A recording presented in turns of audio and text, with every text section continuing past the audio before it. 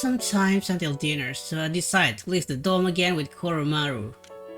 This Gekokan dormitory is where we live. It was briefly closed after Mitsuru-san and the others graduated. All the equipment from a few years ago was removed, of course, but with the increase in students at Gekokan, they decided to reopen the dorm. I applied for a room as soon as I heard. The reason I did was because of Koromaru. He had been in Agi-san's care, but at his dorm, he'd be allowed to live with me. Also, to be honest, I felt that living here lets me stay close to my companion who are fighting even now.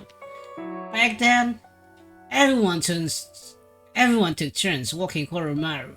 Now it's my job. The path to the nearby Naganaki shrine is Koromaru's usual route. Koromaru is quite old for a dog, but as he trots along at the usual pace along our usual path, it made me think for a moment that all the fighting back then was just a dream. Only when I'm watching Koromaru walk like this can I forget everything. I feel a little at ease. We pass through the gateway, the entrance, and step onto the shrine ground. It's nearly sundown. There's nobody but us at the serene grounds. Sit down on a bench and sigh to myself. Koromaru noticed though and immediately rushed over to nuzzle my leg. It's nothing, Koromaru. Even while I'm saying it, I'm sure Koromaru can see through my words. I can't understand him in the same way Agi-san can, but even I can tell that Koromaru is thinking. At Koromaru as he looks up at me with a worried whine, and I put my hand in my pockets to pull out. The Shadow Operative badge that Mitsuru-san had given me, Koromaru wears the same badge on his collars. Even if she gave me this, I know it's just for show. I bet everyone else is working hard right now. Morning, I got a call from Sanada-san for the first time in a long while. It's if he just come back to Japan from a year-long training journey. Wandering the world, I know he was the kind of person who put himself through anything in order to get stronger. But this is the sort of thing that you only hear about in stories. Sanada-san told me that he had gone to see Mitsuru-san directly after his return to this country, but had been immediately dispatched to an emergency. He's currently busy with that, so he just said that he would tell me more about his trip some other time. I know that being a Shadow Operative must be tough, but he seems so excited when talking about them, so it's like, get this pent-up feeling inside. I'm a member too, you know. Member, yes, but only as part of a secondary unit that only gets called out in extreme situation.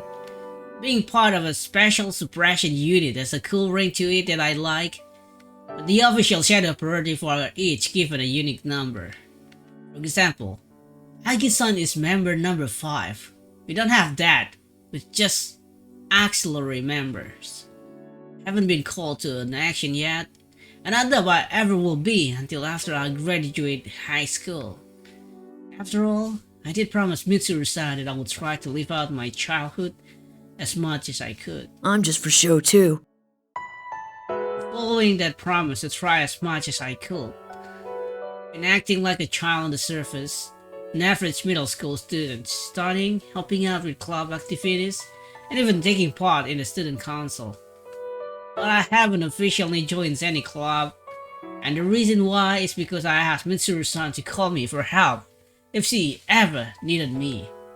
You know that no organization under the police would be able to command an underage person, let alone someone in middle school.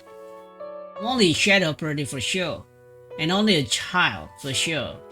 If this continues, I won't know when I'll ever be able to go back to who I really am. Making my life my own is actually pretty hard. Sometimes I lose sight of what I'm supposed to be doing. Think back on the world that the person who saved my life left me. Until I come to understand it sometimes. As time passed, other emotions began to rear their It's heads. completely dark now. We should head back home, Koromaru. Wonder if I will be left behind like this? Would things actually be better if I just forgot about everything? But could I live with myself if I had the power to fight? I did nothing with it. Been thinking a lot about that. Stand up from the bench and look across the dark, quiet temple grounds. I won't reach an answer just by thinking about it. I know that. At that moment... Whoa. Koromaru suddenly barks at me. It's been a while since I heard him bark like this. Getting more and more mellow these days. What's that sound? A rhythmic noise is approaching from up above. The wind becomes stronger, and the trees around the temple began to rustle. That's... I look up into the sky and a bright light shines on, high above. As my eyes adjust, I see a previously hidden black helicopter in the otherwise pitch black sky. It's like something out of a movie. Is it the military? No, that can't be right. As if it to answer my doubts, searchlights rain down, spinning shadow to the grounds. Something's happened. That's my first thought. I don't know what, but for some reasons, I sense elation rising up through my body. Let's go, Koromaru. Grip my Shadow Operative badge tightly and toss it back into my pocket as I take a deep breath. I'll run toward the helicopters.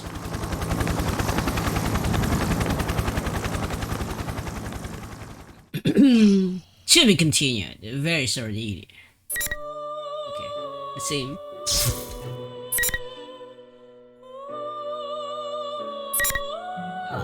Junpei.